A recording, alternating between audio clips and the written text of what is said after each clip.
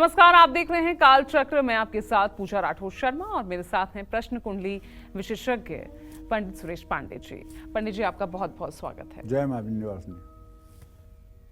सूखते जा रहे हैं पौधे, टूटने लगे हैं नाखून, बार बार गुम हो रही हैं चीजें, तो हो जाए सावधान और देखें काल चक्र।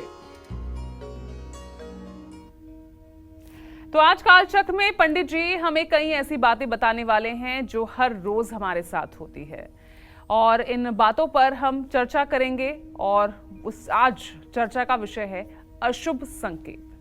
इन अशुभ संकेतों के बारे में जानना जितना जरूरी है उतना ही जरूरी है कि हमें पता हो कि इनसे हमारे जीवन पर क्या बुरा असर पड़ सकता है। और इसीलिए आज कालचक्र में पंडित जी इन अशुभ संकेतों के बुरे प्रभावों के साथ साथ आपको इनसे होने वाली परेशानियों से बचने के उपाय भी बताएंगे। तो टीवी छोड़कर कहीं मत जाइए और बने रहिए कालचक्र के साथ। अगर आपका भी कोई सवाल है तो आप हमें फोन कर सकते हैं। हमारा नंबर है 0120-665-2411। तो देखिए, आज का विषय जितना इंटरेस्टिंग है उतना ही हमारे दर्शकों के लिए भी ये जरूरी है। तो आज आप हमारे आसपास होने वाले उन 15 अशुभ संकेतों में जानेंगे जो हमारे जीवन पर बुरा असर डालते हैं। तो सबसे पहले किन अशुभ संकेतों के बारे में हम बात करते हैं, पंडित जी से जानते हैं। तो पंडित जी, बहुत ही इंटरेस्टिंग टॉपिक है ये अशुभ संकेत। ये क्या हो सकते हैं, क्या इनका कितना बुरा प्रभाव इनका पंडित जी पड़ सकता है? देखो, ऐसा है, सनातन धर्म में हमारे शास्त्रों का अगर ठीक से अध्ययन किया जाए तो शुभ अशुभ संकेतों के बारे में सारा विवरण जो है बहुत ही अच्छे से जो है वास्तुराज वल्लभ और एक है शाकुन शास्त्र की किताब, उसमें सब शुभ और अशुभ संकेत लिखे हुए हैं। समय समय पर मैं अपने दर्शकों को भी बताता रहता हूँ। जैसे घर में अचानक पौधे पानी देने के बाद भी अगर सूखने लग जाएं, तो इससे घर में विवाद, कलह, कलेश की स्थिति उत्पन्न होती है और अनचाहा स्थानांतरण होता है। आदमी को अपने स्थान से हटना पड़ता है। देख रेख के बावजूद अगर पौधे सूखने लगे तो ये समझ लेना चाहिए कि यहाँ बहुत ज़्यादा नेगेटिविटी हो गई है, किसी तरह की हानि होने की संभावना होती है। ऐसे में क्या करना चाहिए? शनिवार को पीपल और बरगद के पेड़ में पानी डालना चाहिए। नदी में शनिवार को नारियल प्रवाहित करना चाहिए और अपने घर में ज़्यादा से ज़्यादा ईशान कोण में, माने नॉर्थ ईस्ट के कोने में तुलसी का पौधा लगाना चाहिए। और महिलाओं को विशेष करके चाहिए कि अर्गला स्तोत्र का पाठ तुलसी के सामने दिया जलाकर करें। कुछ महिलाएं ऐसा भी बताती हैं कि पंडित जी, हम चाहे जितनी हरी भरी तुलसी अपने घर में लाते हैं लेकिन तुलसी सूख जाती है। ये बहुत से लोगों की शिकायत है कि हमारे घर में तुलसी नहीं चलती है। और कुछ लोगों के घरों में तुलसी का पूरा जखीरा है, बहुत तुलसी हो गई है, एक तुलसी से बहुत तुलसी हो गई है। तुलसी का घर में सूखना ये शुभ संकेत नहीं है। तुलसी उन्हीं घरों में सूखती है जिन घरों में पितरदोष ज़्यादा होता है और जिन घरों में साफ सफाई पर विशेष ध्यान नहीं दिया जाता है। क्योंकि अगर तुलसी को रजस्वला स्त्री का संसर्ग हो जाए तो तुलसी सूख जाती है। तुलसी में अगर जूठा या गंदा पानी डाल दिया जाए तो तुलसी सूख जाती है। तुलसी में देवताओं के स्नान करने के बाद जो पानी बचता है उसको डाल दिया जाए तो तुलसी सूख जाती है। तुलसी को ईशान कोण के अलावा दूसरे दिशा में लगाया जाए तो भी तुलसी सूख जाती है। तो तुलसी ना सूखे इस बात की व्यवस्था करना गृहलक्ष्मी का कार्य होता है। आपके पूजा घर में देवी देवताओं की तस्वीर खराब होने लगी है या फटने लगी है या धूप या दिए के धुएं से तस्वीरें काली पड़ रही हैं, ये बहुत बुरा संकेत है। ये बहुत बुरा सिग्नल है, बहुत बुरा संकेत है। ऐसे में घर के सभी लोगों को हर रोज महामृत्युंजय का जप तो करना ही चाहिए, लेकिन मूर्ति और चित्र को साफ भी करना चाहिए। अगर आपके घर में पीतल या चांदी की मूर्तियां हैं तो उन्हें जैसे भी हो सके आपको साफ करना चाहिए। मूर्तियों में चमक होनी चाहिए, वो काली नहीं पड़नी चाहिए, इस बात का जरूर ध्यान रखना चाहिए। और अगर चित्र है तो उसे अच्छे से साफ रुई से पानी भिगो करके साफ करना चाहिए।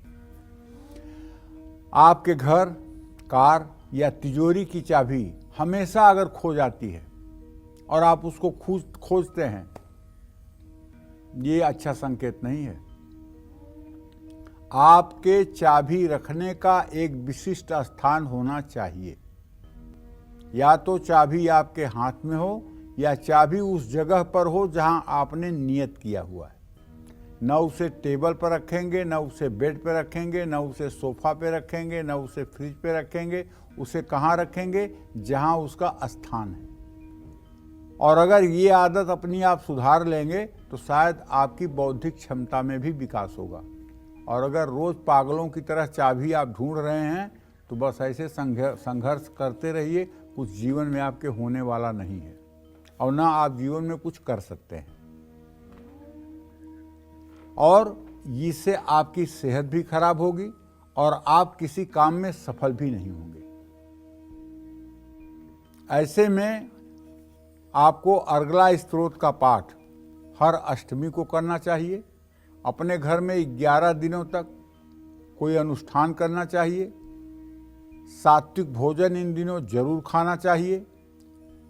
घर से निकलते समय आपके कपड़े अगर किसी कुंडी में या हैंडल में फंस जाएं, कहीं अटक जाएं, टूट जाएं और घर से निकलते समय ही पैर में ठोकर लग जाए तो ये आपके यात्रा के लिए शुभ संकेत नहीं है। यह आपके यात्रा के लिए बहुत अशुभ संकेत है। ऐसे में आपको घर में वापस आना चाहिए, 10 मिनट रुकना चाहिए, फिर से पानी पीना चाहिए और उसके बाद बाएं दाहिने नाक से देखना चाहिए कि किस नाक से श्वास चल रही है। जिस नाक से श्वास चल रही हो, बाईं नाक से श्वास चल रही हो तो बायां पैर घर से बाहर निकालना चाहिए।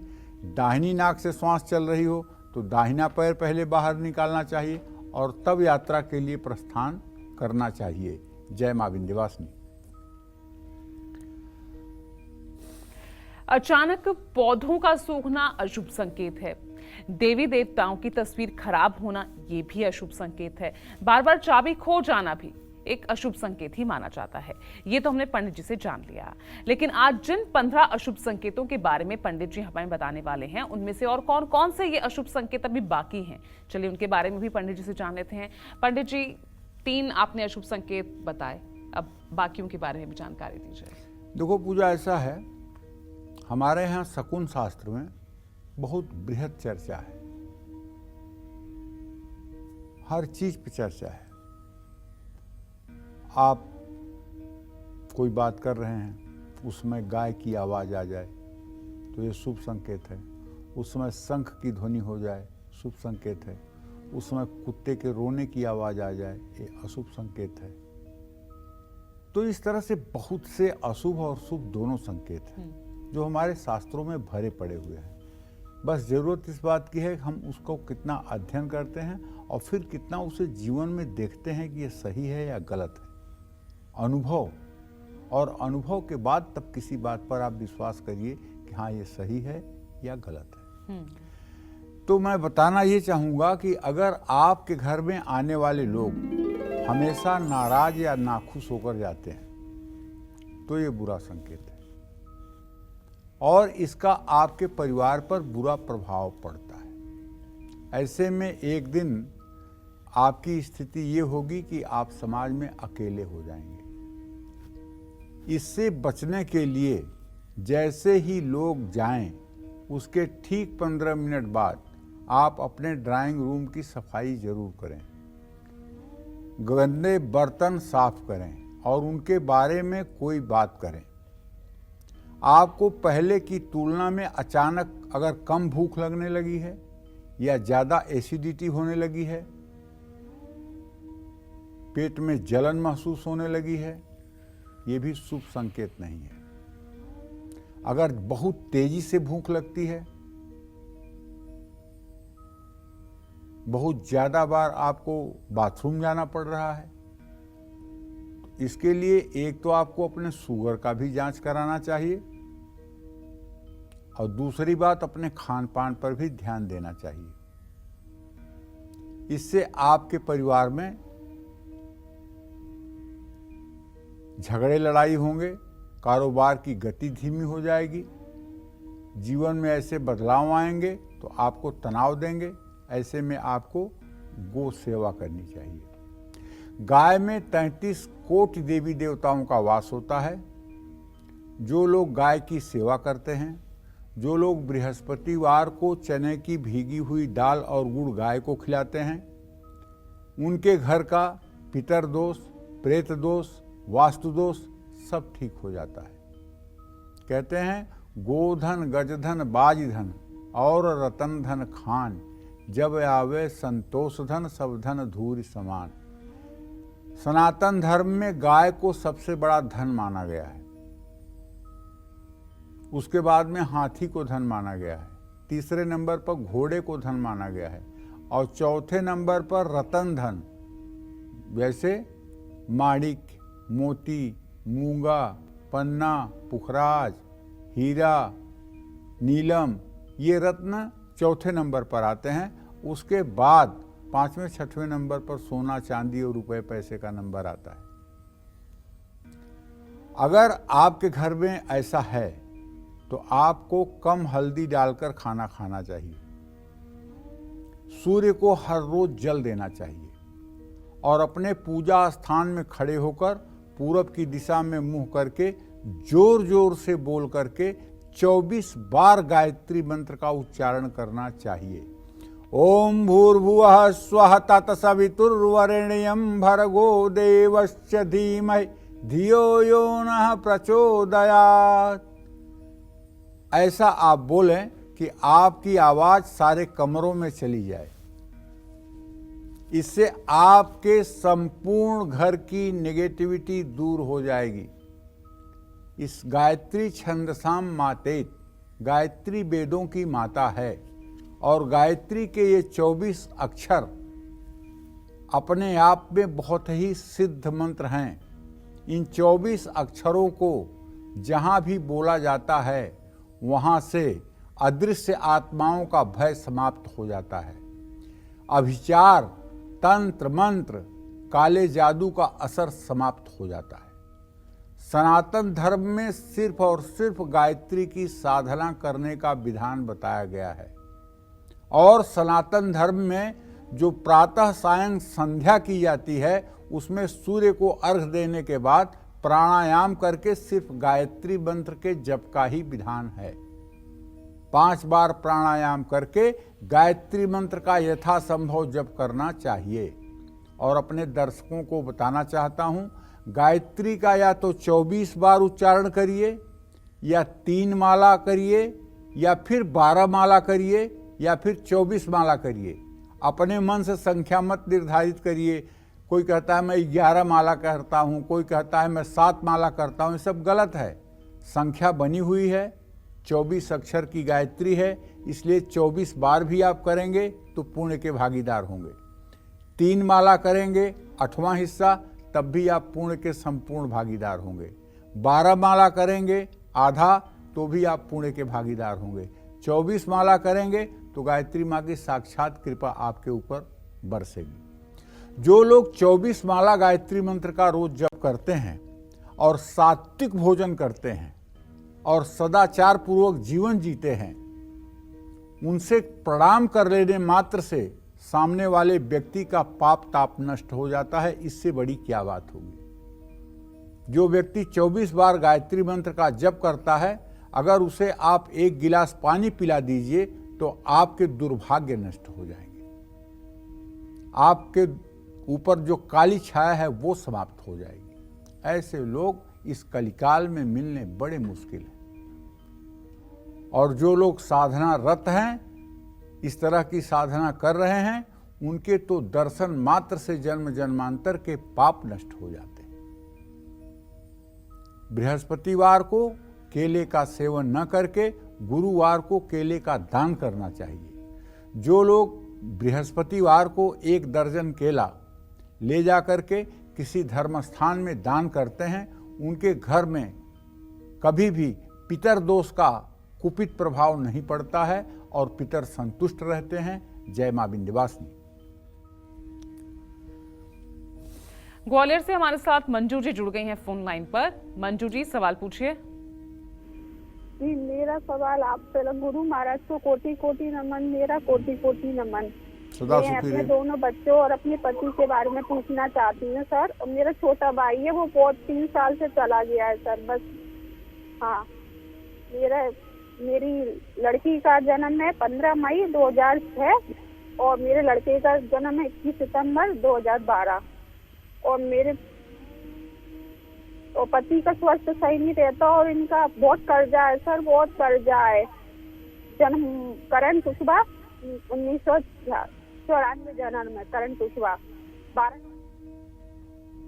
चलिए मंजू जी, मैं आपको बताना चाहता हूं, आपने अपने भाई के बारे में प्रश्न पूछा है तो उसके बारे में यही कहना चाहूँगा कि आप थोड़ा सा समय का इंतज़ार करिए। भाई सुरक्षित है और वो घर जरूर आएगा। हो सकता है कि अभी भी 4-5 महीने का वक्त लग जाए। जहाँ तक आपने अपने दोनों बेटियों के बारे में प्रश्न पूछा है, तो आपकी बड़ी बेटी निश्चित रूप से पढ़ने लिखने में ठीक है, अच्छी है और उसका अच्छा करियर भी होगा और वो अपने जीवन में अच्छा करेगी भी। लेकिन जो दूसरी बेटी है, उसका स्वास्थ्य खराब रहता है, उसको कुछ एलर्जी और स्किन से जुड़ी समस्या हो सकती है, शरीर में दर्द की समस्या हो सकती है। अभी तो 11 साल की है। उसके स्वास्थ्य पर आपको ध्यान देना चाहिए और उससे हरी मूंग भिगो करके आपको गाय को खिलवाना चाहिए। जहाँ तक मंजू आपने अपने पति के बारे में पूछा है, तो इनका जीवन बहुत संघर्षों से भरा हुआ है। बहुत स्ट्रगल करने के बाद भी ये सफलता हासिल नहीं कर पा रहे हैं। बहुत मेहनती हैं, बहुत परिश्रमी हैं, किसी तरह का इनके अंदर कोई दुर्गुण नहीं है, लेकिन पूजा पाठ की कमी है। इनसे कहिए कि रोज दुर्गा चालीसा और विंध्येश्वरी चालीसा का सुबह शाम पाठ करके ही कुछ काम किया करें। और आपको चाहिए कि आपके घर का माहौल ठीक हो जाए, इसके लिए आपको एक स्फटिक का श्रीयंत्र अपने घर में रखना चाहिए, दक्षिणावर्ती शंख रखना चाहिए। पीतल की थाली में दक्षिणावर्ती शंख रख के रोज उसका जल, दूध, गन्ने के रस से अभिषेक करना चाहिए। श्री सूक्तम और कनकधारा स्त्रोत का पाठ करना चाहिए और शाम को हो सके तो गाय के घी से 16 आहुति श्री सूक्त के मंत्रों को बोलते हुए हवन करना चाहिए। ये नियम अगर आपने अपना लिया और 3 साल तक ये नियम आपने लागू कर दिया, तो न तो कभी आपके परिवार के ऊपर कर्ज होगा और ना ही किसी प्रकार की परेशानी होगी। जय मां विंध्यवासिनी। तो आज काल चक्र में पंडित सुरेश पांडे जी आपको बता रहे हैं वो 15 अशुभ संकेत जो हमारे जीवन में 30 बुरे प्रभाव डाल सकते हैं। लेकिन बुरे प्रभाव बताने के साथ ही पंडित जी आपको आज वो 40 असरदार उपाय भी बता रहे हैं जिससे इन अशुभ संकेतों का बुरा प्रभाव कम हो जाए और आपको जीवन में कोई परेशानी ना आए। तो चलिए अब पंडित जी से कुछ और अशुभ संकेतों के बारे में भी चर्चा कर लेते हैं। पंडित जी, और क्या क्या अशुभ संकेत है जिनका असर काफी बुरा हमारे जीवन पर पड़ सकता है? देखो, ऐसा है, शरीर में भी अशुभ संकेत देखने को मिलते हैं। एक के बाद एक आपके सभी काम रुकने लगे, तो गुरुवार को अपने गुरु की सलाह लेकर काम करें। लेकिन ध्यान रखिएगा, अगर आपकी जन्म कुंडली में बृहस्पति अच्छा होगा तभी आपको गुरु अच्छा मिलेगा। अगर आपका बृहस्पति नीच राशि में, नीच नवांश में है, तो आप गुरु कर लोगे तो गुरु के कारण ही आपका सर्वनाश भी हो जाएगा। इसलिए यदि बृहस्पति नीच राशि, नीच नवांश में हो तो ऐसे लोगों को गुरु नहीं करना चाहिए, बल्कि भगवान को ही गुरु मान लेना चाहिए। वंदे कृष्णम जगत गुरुम, जिसका कोई मनुष्य गुरु न हो उसके गुरु हैं भगवान श्री कृष्ण। ये बात बहुत तजुर्बे की आपको बता रहा हूं। जिनकी कुंडली में नीच का बृहस्पति होता है और नीच के नवमांश में होता है, पापग्रह से पीड़ित होता है, ऐसे व्यक्ति का गुरु केवल धनहारी होता है, धन का अपहरण करने वाला होता है, शोक का अपहरण नहीं करता है। हरई गुरु धन शोक न हरई, सो गुरु घोर नरक मह परई। जो गुरु सिर्फ शिष्य के धन का अपहरण करता है और उसके शोक को, उसके दुख को कम नहीं कर पाता है, ऐसा गुरु जन्म जन्मों तक नरक में रहता है। शनिवार को कम से कम 5 मछलियों को नदी में छोड़ना चाहिए। कई बार ऐसा भी देखा गया है हमारे सामने कि कई बार हमारी रत्न की अंगूठी खो जाती है। अंगूठी न खोए तो उसमें से नग निकल करके गिर जाता है, पता नहीं लगता है। ये अच्छा संकेत नहीं है। अगर ऐसा हो जाए तो तत्काल फिर से दूसरा रत्न लगवा लेना चाहिए या दूसरी अंगूठी बनवा लेनी चाहिए, क्योंकि वो ग्रहों को झेल नहीं पाया, जिसके कारण वो टूट गया और आपके ऊपर विपदा नहीं आई, रत्न के ऊपर विपदा आई। अब आप नई अंगूठी बनवा करके फिर उसे शुक्ल पक्ष में और जो दिन निश्चित हो उस दिन आप उसे धारण करिए। तब तक आपको क्या करना है, जब तक अंगूठी नहीं पहनते हैं, रुद्राक्ष की माला पर 11 दिनों तक महामृत्युंजय मंत्र का आपको जप करना चाहिए। ओम त्र्यंबकम यजामहे सुगंधिम पुष्टिवर्धनम उर्वारुकमिव बंधनान् मृत्योर्मुक्षीयमामृतात्।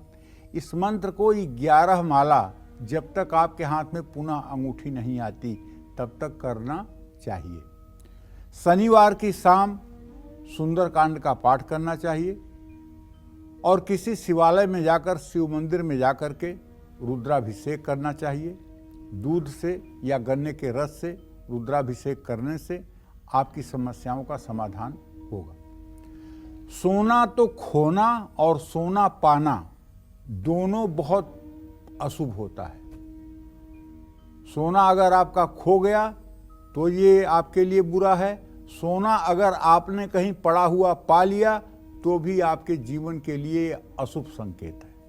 सोना अगर आपने पा लिया तो जिसका सोना है उसको आप वापस लौटाइए, वरना दुर्भाग्य के लिए तैयार हो जाइए।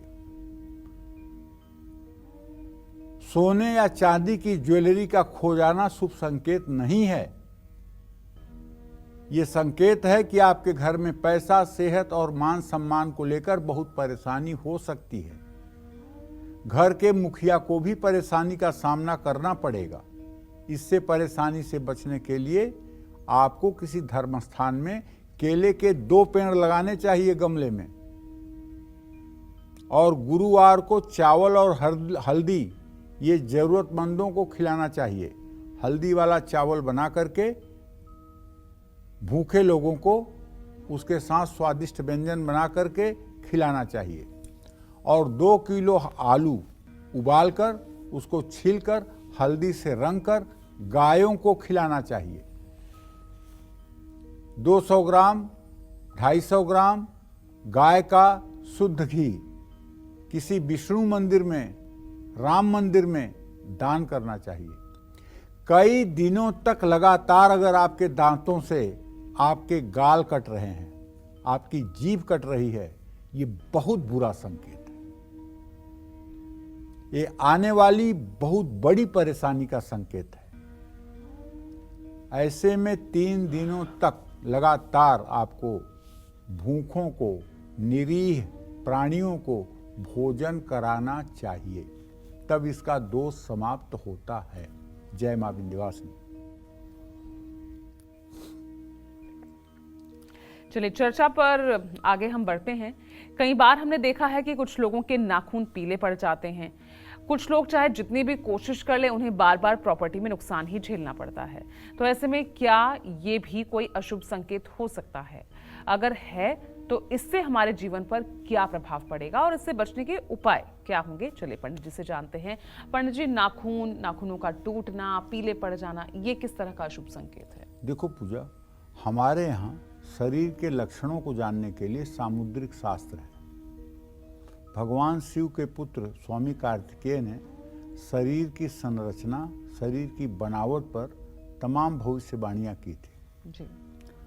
क्योंकि मनुष्य पूरे सृष्टि का ज्ञाता हो जाता, इसलिए देवताओं में नाराजगी हुई कि अगर ये शास्त्र मनुष्यों तक जाएगा तो निश्चित रूप से मनुष्य देवताओं पर भी अपना प्रभाव बनाने की कोशिश करेंगे। बिल्कुल। इसलिए लोगों ने उनके इस शास्त्र के रचना पर थोड़ी सी आपत्ति की, तो उन्होंने ये शास्त्र उठाकर समुद्र में फेंक दिया। समुद्र से जो कुछ अवशेष प्राप्त हुआ उससे सामुद्रिक शास्त्र की रचना हुई, इसलिए इसका नाम सामुद्रिक शास्त्र है। सामुद्रिक शास्त्र में नाखून की चर्चा आपने की ना, कि नाखून पीले पड़ जाएं। नाखूनों की रचना जितने मनुष्य हैं उतने प्रकार की होती है। बिल्कुल। किसी का नाखून वृत्ताकार होता है, किसी का नाखून आयताकार होता है, किसी का नाखून मतलब कि चिपटा होता है, किसी का नाखून पीला होता है, किसी का नाखून लाल होता है। नाखून किसी के बनावट में मतलब कि जो है सुंदर होते हैं, किसी की बनावट नाखून की अच्छे नहीं होते हैं। तो ये सारा कुछ न कुछ संकेत करता है। इस पर पूरा एक चैप्टर है सामुद्रिक शास्त्र में। जैसे नाखून के निचले हिस्से में देखो तो अर्धचंद्र बना हुआ है, जिसके 5 उंगलियों में अर्धचंद्र बना हुआ है तो उसका समझ लो भाग्योदय हो गया है। और अगर 3 उंगलियों में अर्धचंद्र दिखाई दे रहे हैं और अनामिका और कनिष्ठा में अर्धचंद्र नहीं दिखाई दे रहे हैं तो समझ लो कि इसका भाग्योदय होना अभी बाकी है।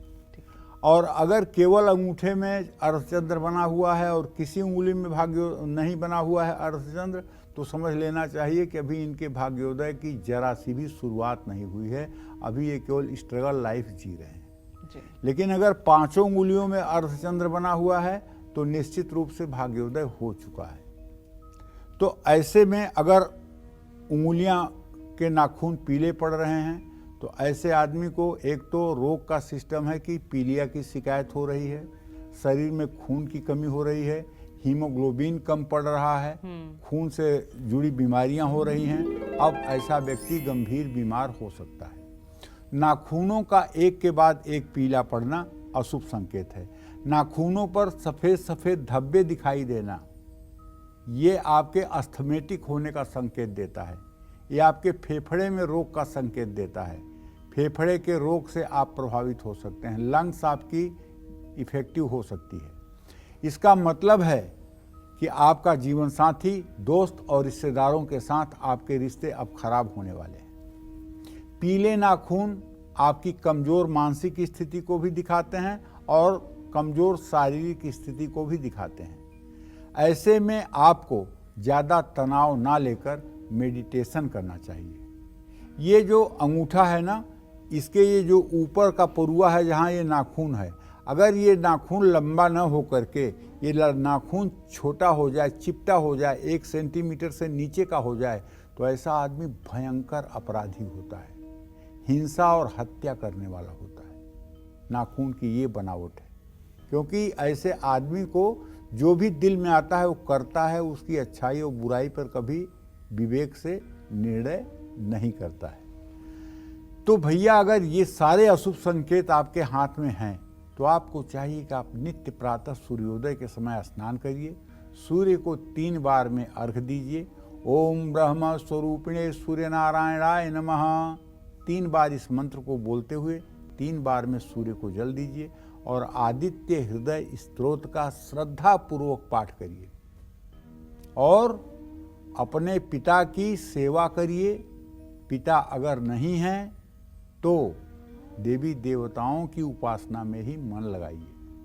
बादाम का तेल हाथ, पैर और नाखूनों पर मलना आपको चाहिए और सूर्य की पूजा आपको जरूर करनी चाहिए। अपने खान पान में आपको अनार का सेवन जरूर करना चाहिए।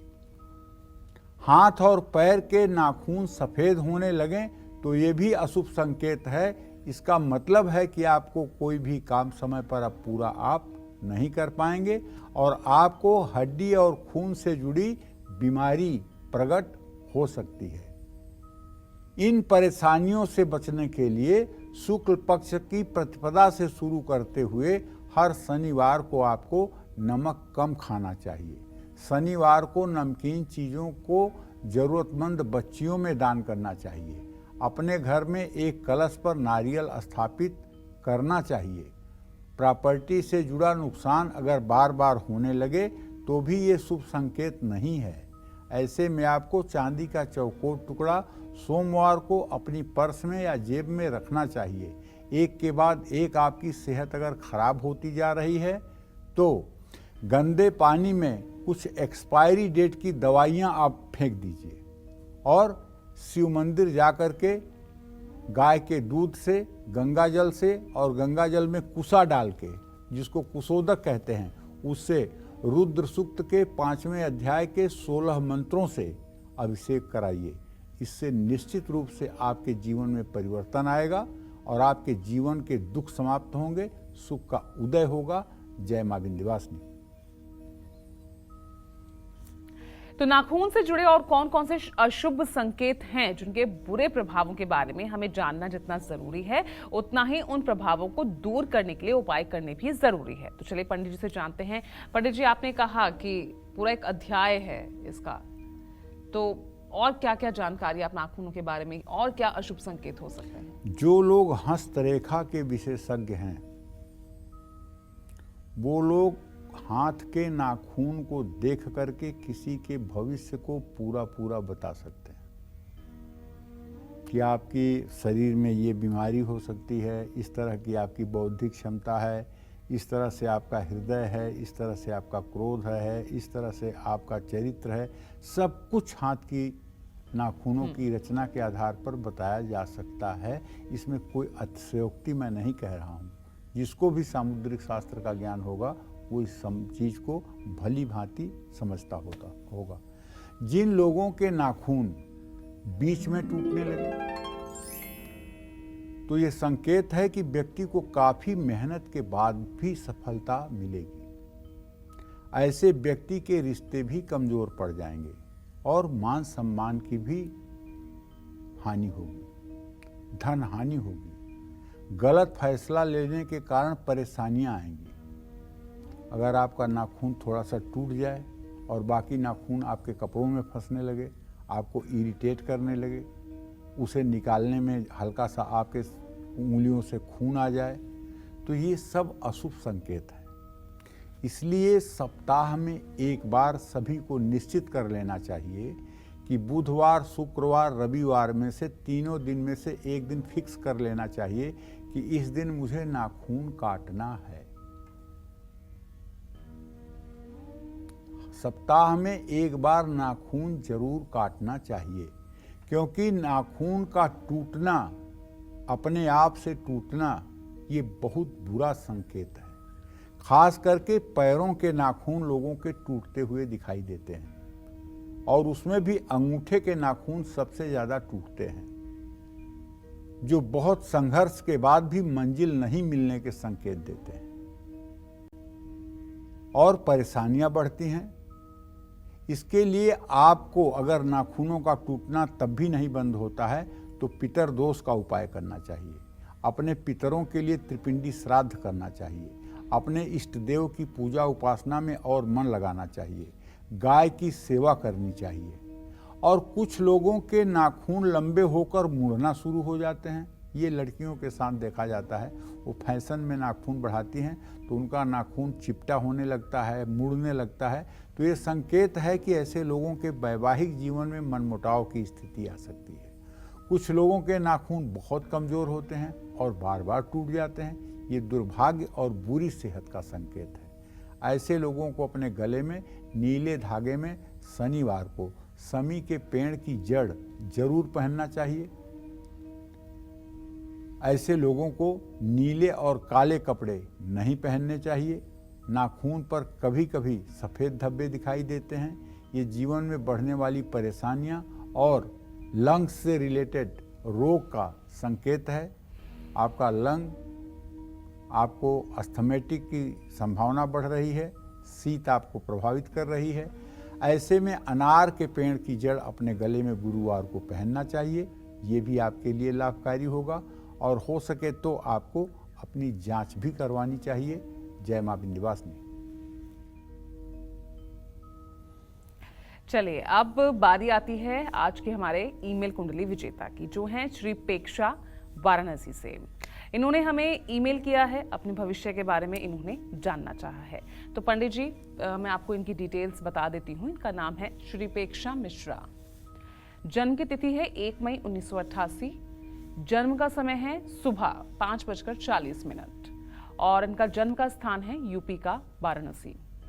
तो पंडित जी इनका पहला सवाल है कि इनकी शादी तय हो चुकी थी, शादी की तारीख से पहले ही इनकी माताजी का देहांत हो गया, लड़के वालों ने शादी तोड़ दी। अब इनकी शादी कब तक हो सकती है, ये इनका पहला सवाल। दूसरा सवाल, शादी के बाद इनका भविष्य कैसा रहेगा? देखो ऐसा है, श्रीपेक्षा की कुंडली मेष लग्न की है और इनकी तुला राशि है। मेष लग्न में उच्च का सूर्य बुध और बृहस्पति के साथ है। बुध और बृहस्पति इनके दोनों ग्रह अस्त के पड़े हुए हैं और इनके विवाह भाव का स्वामी चंद्रमा अपने भाव से अष्टम भाव में अर्थात द्वितीय भाव में गया है और इनके माता के मृत्यु भाव का शनि, जिसकी महादशा 7 दिसंबर 2022 से शुरू हुई, 7 दिसंबर 2022 से 1-2 महीने आगे पीछे इनके माता के मृत्यु का संकेत मिल रहा है। अब इनके विवाह का योग जो बनेगा वो 2024 में फरवरी महीने के बाद अप्रैल और मई तक बनेगा। विवाह अच्छा होगा, दाम्पत्य जीवन अच्छा रहेगा, लेकिन इन्हें सदैव दुर्गा की उपासना करनी चाहिए क्योंकि इनके सप्तम का स्वामी द्वितीय में बैठा हुआ है, जो अच्छा संकेत नहीं कर रहा है और इनके संतान भाव में केतु है। संतान प्राप्ति में भी विघ्न बाधा आएगी।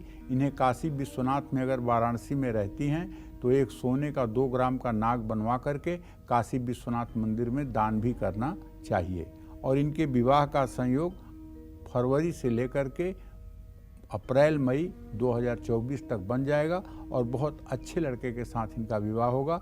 अच्छे कुल से इनका रिश्ता आएगा, भविष्य इनका अच्छा रहेगा।